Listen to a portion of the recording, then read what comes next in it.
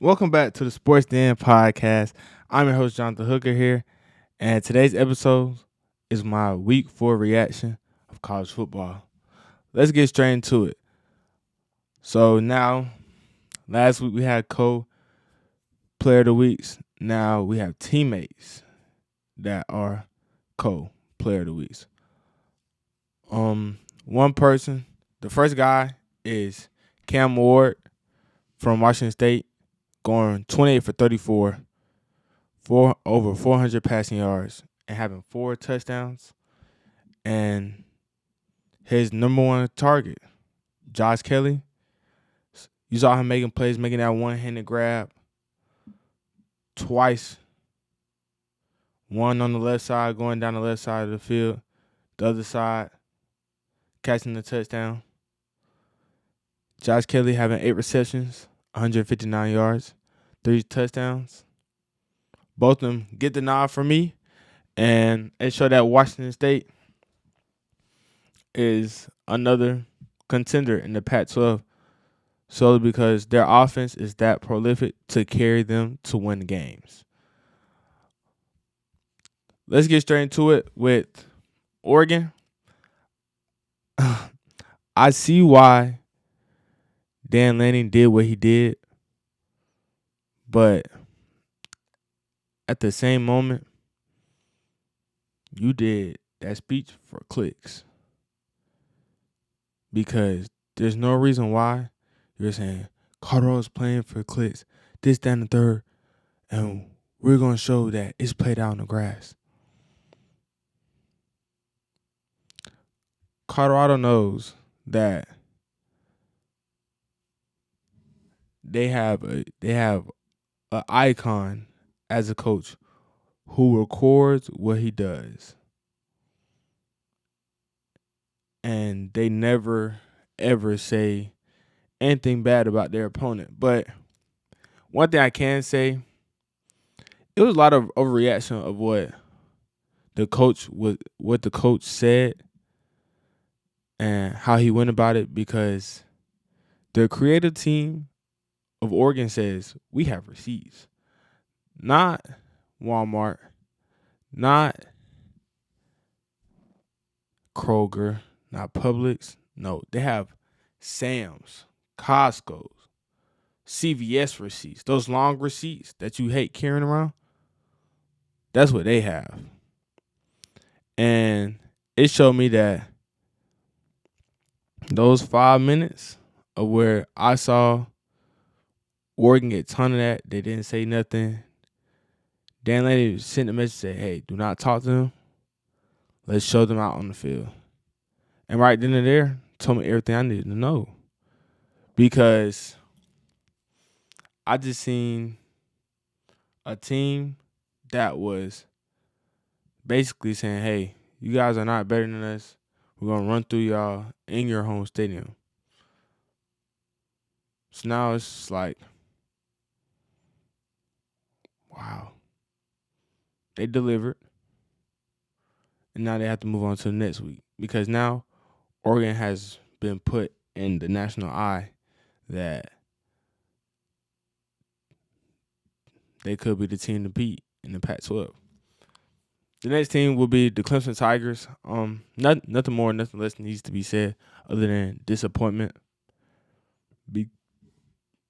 Because why does it take so long in the process to be so hard for the Tigers to play the Seminoles as well as they did and not to win the game in regulation or even win the game in overtime? Because throwing a screen on 3rd and 1, we have an All-American talent in Will Shipley in the backfield. Or you can even use Phil Maffa, who had a tremendous day in the backfield.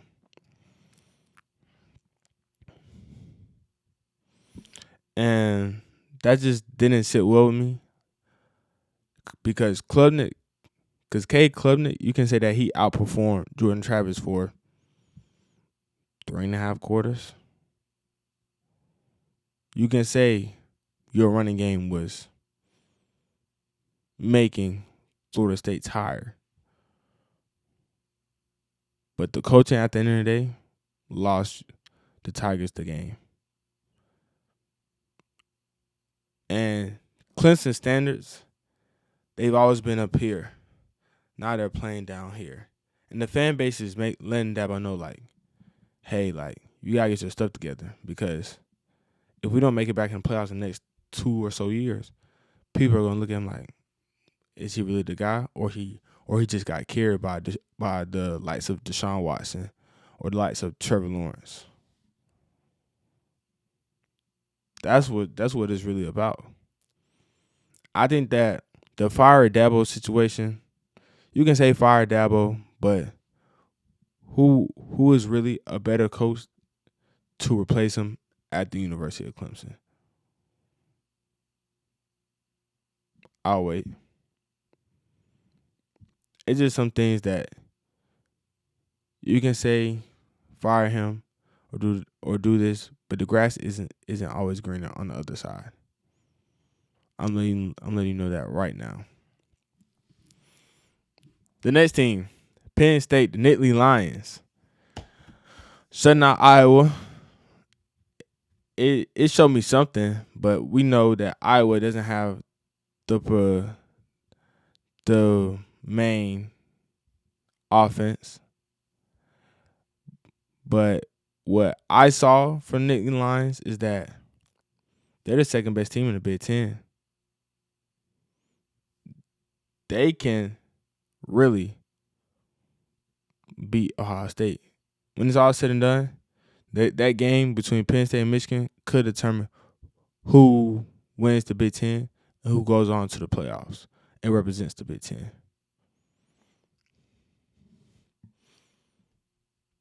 Oklahoma, you're really good. They really turned the program around from last year being an afterthought, saying, "Hey, this isn't Oklahoma's year. Forget about them. We'll see what they do next year." But now this year they came out firing. Dylan Gabriel has looked tremendous. The defense has looked like a Brent Venables defense, making things very tough on the quarterback, getting after the quarterback. I think that Oklahoma could end up beating Texas and end up at the end of the season a top 10 team.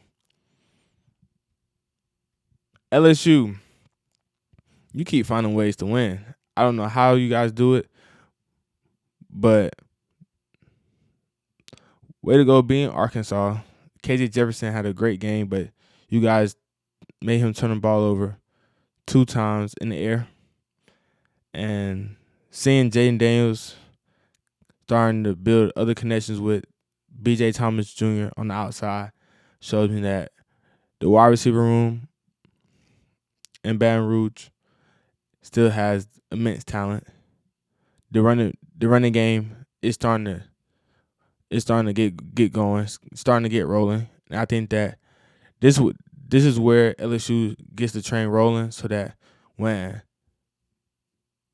they have to go to Tuscaloosa, I think that it'll be a great game, and it'll really show how the Tigers fare against their biggest opponent outside of Florida State.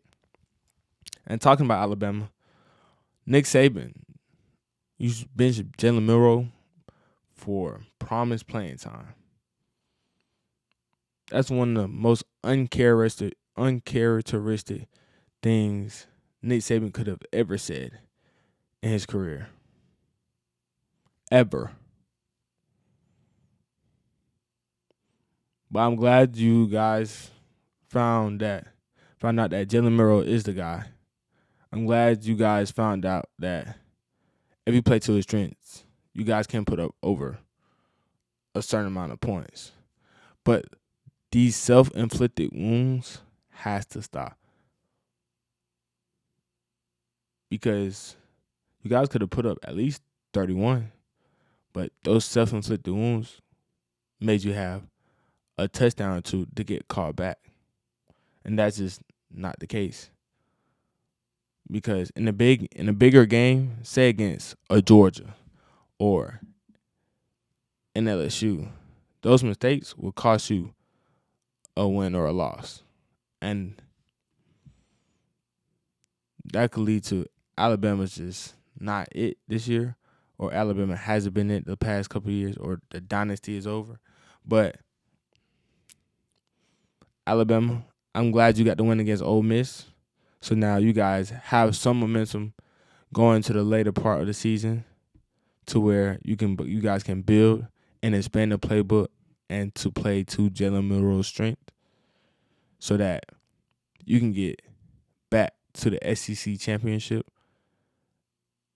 and back to the promised land that you guys are known to make. Georgia, Georgia, Georgia.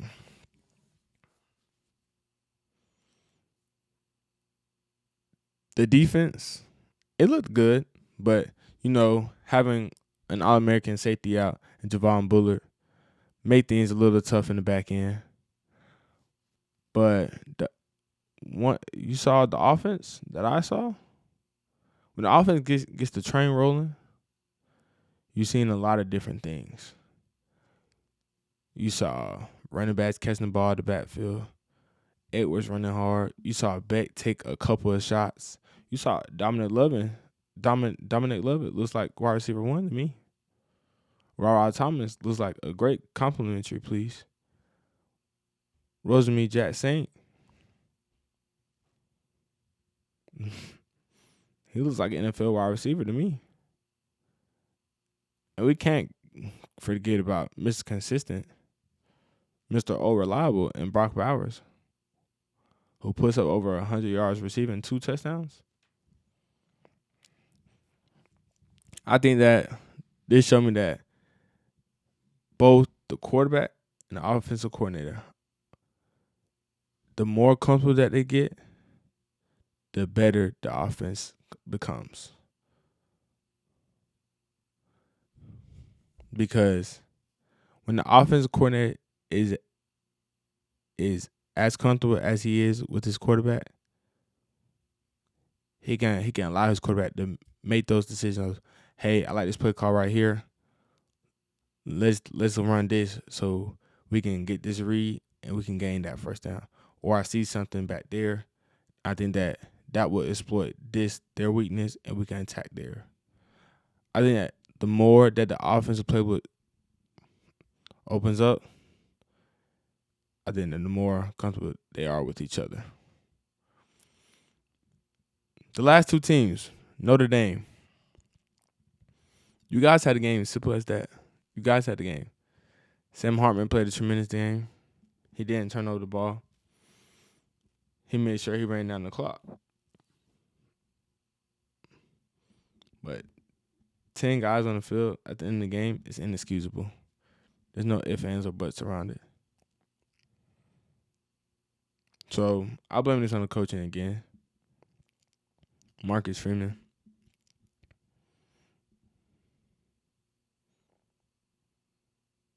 You gotta find your way back.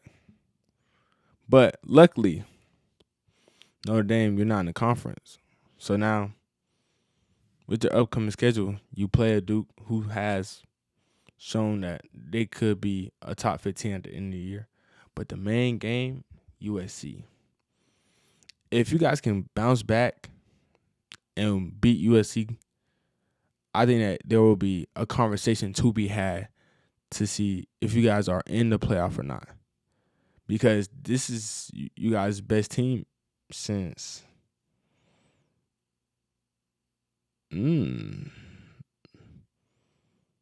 since y'all went to the championship. Is that too much? I don't think that's too much. Or you can say the Will Fuller days. But I think this team is better. But overall, Notre Dame, this is one of your more talented, more hard-nosed teams, to where I was rooting for you guys. I was genuinely rooting for you guys to beat Ohio State.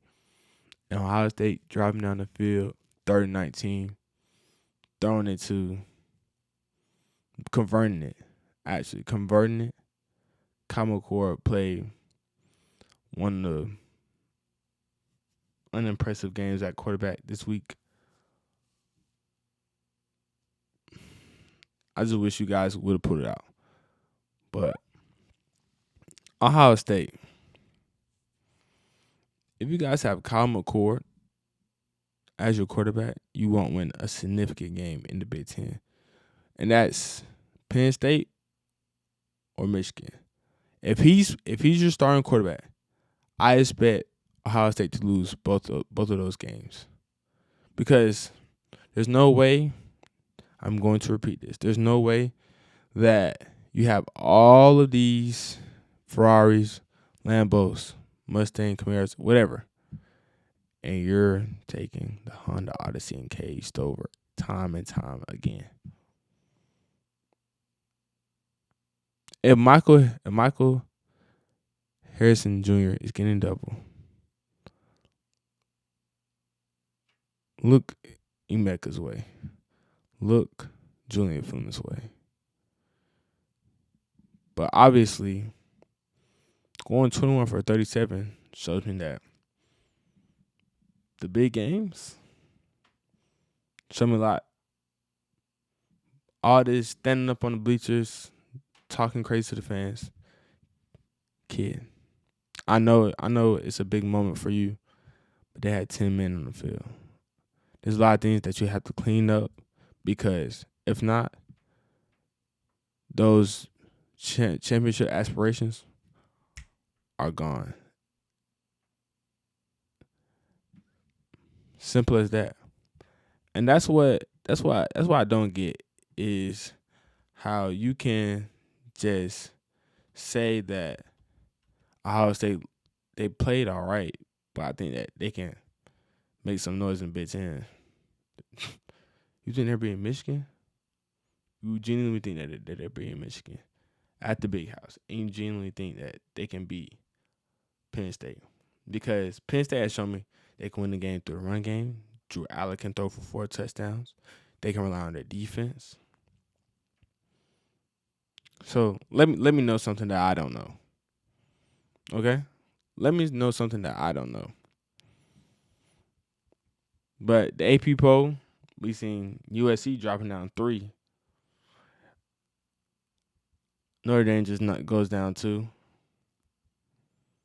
Oklahoma's going up 2. Washington State moved up 5 with their 38-34 victory against Oregon State. We see some newcomers in Kansas and Fresno State. So we'll see because there are 1, 2, 3, 4, 5,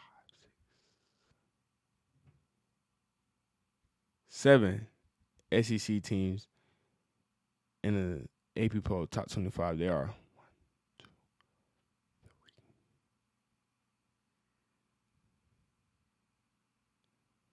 3 teams from the Big Ten.